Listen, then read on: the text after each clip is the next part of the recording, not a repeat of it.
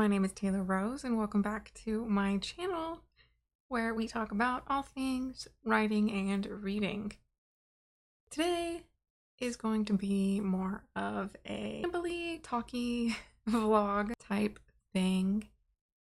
Over on the left side of the screen, you will see me working on a map for my world, the world that Project Moonchild is set in. Some background on my story. The original concept for Project Moonchild I originally came up with in high school, so half my lifetime ago, and it has changed a lot since that first version. You can see that this map I'm working on, it is actually around 8 or 9 years old.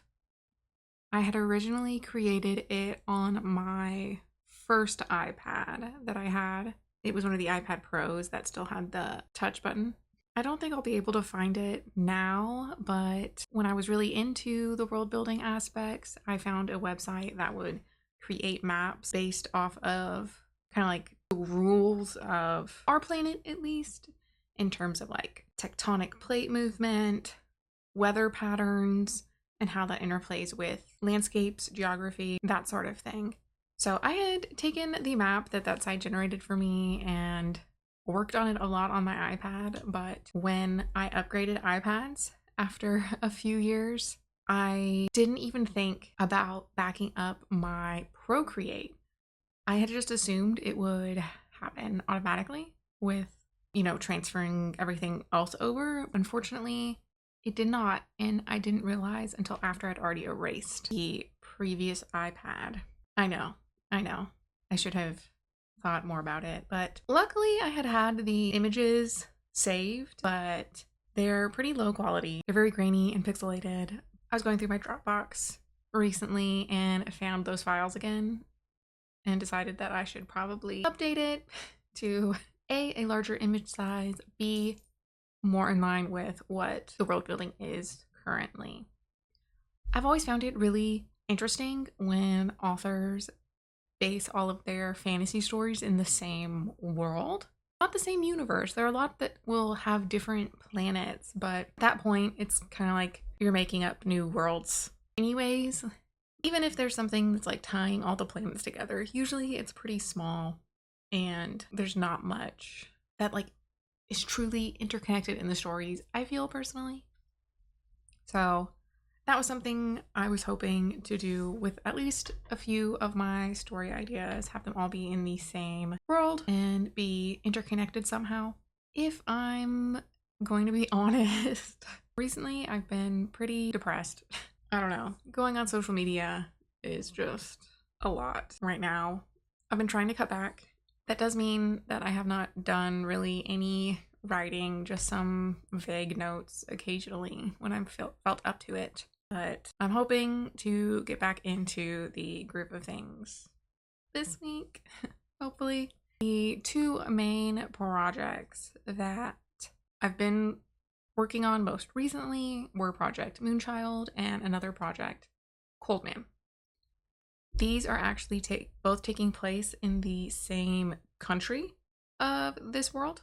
If you see that northern peninsula area, that's where they're taking place. However, that does pose some problems that I don't think I'd fully absorbed until literally this weekend. Most of the world building work that I've done is actually for Coldman or the nomadic group Vashkina in Moonchild. The time difference between these two stories is approximately 300-400 years. So there has been significant change in that peninsula area over time. And I honestly never really thought about it. I did a lot of thinking about like culturally how things would change, how their religion would change, dress styles, that sort of thing. So I have lots of like information filed away in my head for those aspects of the world building, but I never really thought much about the government, which is a kind of a hurdle. I think that issue in particular stems from Coldman The main character is a peasant girl, essentially, a commoner who lives in a small village. And the only real world building in terms of government for that story is really that the villages have elders, nearby villages, their elders all form a council together to like lead a region in a positive direction. Essentially, the villages are so close that the elder council is facilitating like trade, festivals, roads, that like infrastructure, all of those things. But other than that, her little society is pretty isolated. Like they're all in a valley together. There's not really outside contact so much. Like some of the men go through the mountains to trade at a city, but it's not something that the majority of the villagers ever have the opportunity to do themselves. Like it's a specific group of people that are taking care of this task, and everyone else is doing, other responsibilities. The main character, Anatka, she does travel, but she travels to places that are similar to that. Either a standalone village that is, more rugged, standalone. She does go to some cities, but they're not major cities like you would think. They're still pretty minor, just bigger than a village, but it's not a very developed society in a sense. However, we're flashing forward maybe 400 years. Now we're in same geographical area, arguably a completely different country. What is going to happen is that obviously there's like a spine of mountains going up through that peninsula. So the northern side of the peninsula is a country called Tunosa, and the southern side of the spine is a country called Salinos. At some point between Anatka's story and then Samson and Savinya's story, those two countries are going to have developed from, as I said, little alliances happening until there's a group of 4 to 5 mainly key regions that have joined together in an alliance, so to speak. One of the key political issues in Moonchild is that approximately 50 years before, the country Aslinos was born from a treaty joining Tunosa and Salinos together into one. Basically, it's playing into the plot because one of those regions is going to feel like they kind of got the short end of the stick in terms of the treaty and its results after half a century, while the other is going to be thinking, we got a pretty good deal here. That was kind of the extent of what I had really thought about, other than, of course, they're going to be noble families, but I hadn't thought at all about how many, what their roles would be at court or in general. So I need to do some thinking on that in particular. Essentially, I'm kind of torn. Like, does that mean, for lack of a better word, that there's going to be 8 to 9 dukes from, each region? Like, is all of Aslinos going to be divided into 9 little chunks and then have them all at court? Or only some of them going to be at court? I don't know. I do know that religion-wise, back in Coldman, they were kind of unsophisticated, I guess you could say. It's not really like an organized religion. It's just a lot of really strong folk beliefs. And those folk beliefs are going to have carried through the centuries, but are now seen as more like old wives' tales that some people still honor, but some people have just like blown them away. And initially, I had been thinking that this would have been a result of an empire from the southern part of the map that has been spreading out and basically taking over wherever they can while spreading their religion. But I do think I want them to have their own actual organized religion that will be in conflict with that empire's main religion for the plot. But I haven't really decided so much. It is kind of intimidating. I don't know. I'm kind of afraid that like the story is going to come out and it be just a romantasy, which isn't to say that's not a good genre or anything, but I do want it to feel like the world is also important in my head and in my feelings it is, but I don't think that plot wise, plot event wise, that I've really highlighted why, I guess. Maybe that's just an internal hurdle I need to get over. We will see. It kind of brings up, and I totally understand why people do this, but it does bring up one of my big pet peeves of world building that is just based off of our world. Like, for example, I think I've talked about this in a previous writing blog, Priory of the Orange Tree. Like, you can tell it was taken geographically, culturally from our world. Like, it's clearly that one's England, that one's the Netherlands, that one's Japan, that one's Thailand. And there's nothing wrong with that. I do think that Priory of the Orange Tree did it really well. There is so much more like unique, original cultural building that was introduced that made it like a refreshing take, I felt, on that type of world building. But I have read some previously where it just felt like this is a caricature of the countries you picked. Like, I read one book where their map of the world was only one continent divided into 3 countries, and it was very obvious that it was Germany, Russia, France. And all the French people, like, your only interaction with like the French side was the name of the country was something fake but sounded French. Like, imagine they named it like Papillonia or something. Like, yeah, papillon, butterfly, but then they just added a weird ending that seemed French-like. All the characters had French names, but then it described them as looking, and of course it was them in court dress. They were at a ball at the Russian country's royal fete, but it just came off like really everyone has face paint with their cheeks colored in a red circle, and they all wear powdered wigs, and look how frilly and weird their clothes are. It just felt like, oh, okay. So you saw one photo of France and then based everything off of that. Cool. The Russian part too. Everyone was wearing burgers with beards. They rode in carriages and complained about the snow.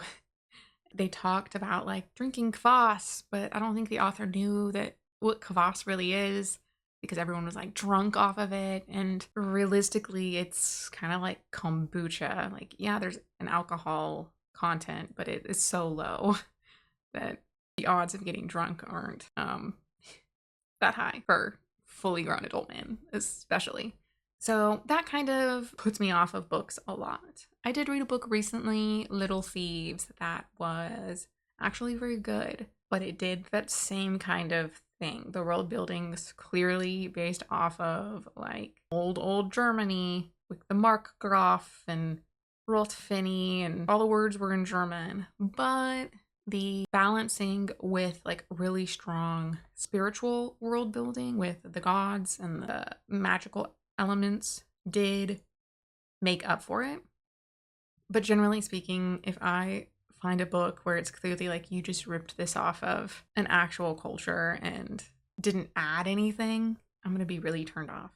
It has been one of my goals to try and be as, I don't want to say as unique as possible, but trying to be as creative as possible with my representation.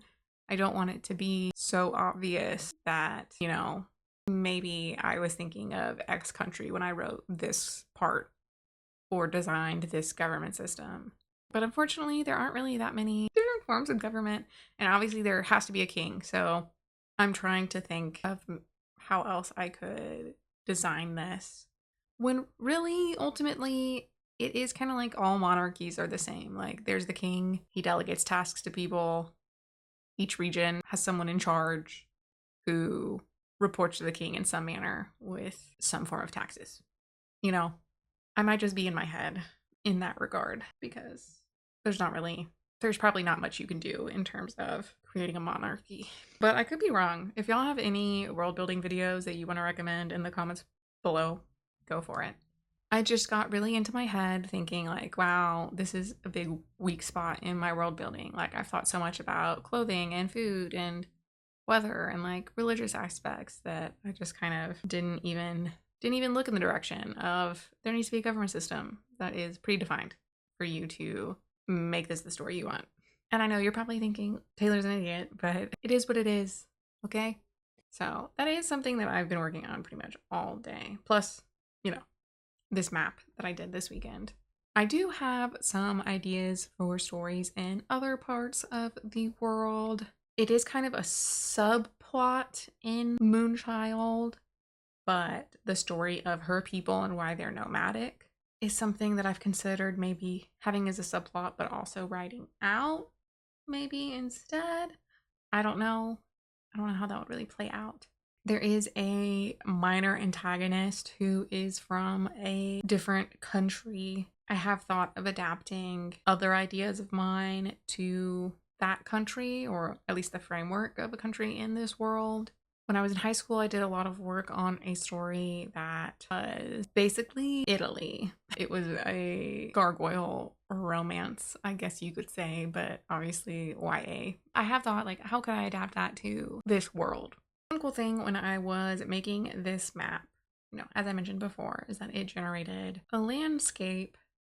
So I did add that on to this map, but one thing I had an issue with is that the images I saved had markings I made over rivers. And I don't know, like, I have the original map with the trees and the mountains that were generated by the app, but there aren't rivers on them. So I'm wondering, did I make up the rivers? Or were they on an image that I lost, unfortunately, to the void of time? I think I would probably only put major cities on this map as I come up with them. One thing I did think about, and I don't know if it would actually ever get into any of these stories, but I was really interested in how genetics work in our world. So it's like a concept I was messing around with that I don't think would actually ever end up in any of the books is about the types of melanin in people's bodies, like in our bodies as humans on Earth. We have, I might be pronouncing them wrong, eumelanin and pheomelanin. Eumelanin, which is, there's two types, but brown or black type. And then pheomelanin, which is the red. So everyone has both of them. And apparently the proportion in your skin is basically the same for everybody. But in your hair is where it gets really different. Obviously I have brown hair. When I was younger in the sunlight, it had like a definite red gleam, but now it really doesn't. Which that happens as you age. My nieces and nephews are all redheads. My siblings were all blonde, except for me. I had been thinking about that and how to add something that was realistic yet also fantasy. I feel like a lot of worlds just kind of throw in things like blue hair, and there's not really even like a basis for why that would be a thing, I guess, like consistently. I was thinking of like, what if there were a third type of melanin? When I lived in Japan, if you went into the hair dye section, all the hair dye was brown first, but a lot of the brands have like the design line, which is like colored brown. So like pinkish brown, purplish brown, reddish brown. And then they always had ash, which, I mean, I think at least in America, like you think ash and you think that like gray blonde color, like the muted, cool blonde colors, kind of mousy blonde also. But their ash browns were always kind of greenish, which I thought was super weird. I just couldn't think it was flattering on anybody, but I come back to it all the time. I'm kind of like, because I tried one, it was called Mermaid Pink, and it was the least flattering hair color on me ever. So I dyed my hair black to a neutral brown and never looked at hair dye again. But sometimes I'm like, man, if I had just picked that ash color, maybe it would have suited me a lot better. Who knows? Who knows? But it's been haunting me. So just bouncing around in my head, who knows if it would actually amount to anything. But like, what if we had a third ash colored melanin? So I've kind of worked it into my world building. Maybe you can see it at the bottom of the map. In terms of there being normal brown to blonde, and then I want white hair to be a more dominant color, probably by mutation, kind of like red hair is in ours. There's also going to be like the red hair, and then I wanted like the ash hair. So dark to medium brown with kind of a green base. And this would also cross over into skin tones. So obviously, like in our biology, it kind of has like 4 main undertones: warm, or the like yellowish, orangish skin; neutral, in between; cool, which is like pink or red based; and then olive, which is the kind of greenish color skin that people have. And contrary to popular belief, olive is not just a medium skin tone. It comes in all the variety. So I, again, was hung up on that ash brown hair and then olive skin. What if that was an aspect of that? And then going to eye color, I wanted there to be white eyes as well as lavender aqua-ish shades. So I've decided that those two will be structural colors. So like I have blue eyes. Blue eyes are a structural color. They aren't actually blue. They just look that way because of how the light is bouncing off of them. So I want it to be like that for the white. And then the aqua blue would be a structural color in coordination with, how it's bouncing off, like how blue and gray work for us. And then we would bring in the ash genetics as well. So that would be green eyes, like true green eyes, going down into as the level of that melanin decreases. In our eyes, if you see yellow in the eye, it's because there's a pigment called liposome in the iris area. So that would be visible with the ash melanin at low levels. So people would have yellow eyes. Does any of this actually make sense to a scientist? Probably not, but it's just been something that's been bouncing around in my head for a while. This has been quite the ramble, so I'm going to go ahead and wrap it up. Next time, I hope to update you on any decision I've made in terms of the government, as well as my progress in outlining more specifically. I think my problem is that I got like 10,000 words of just indecisive fluff that probably would be cut from a compelling introduction at the very least. So we'll see if we can do it, guys. Wish me luck. If you have any interesting world building tips or tricks, feel free to leave them in the comments below. That's all for now. I'll see you next time. Bye.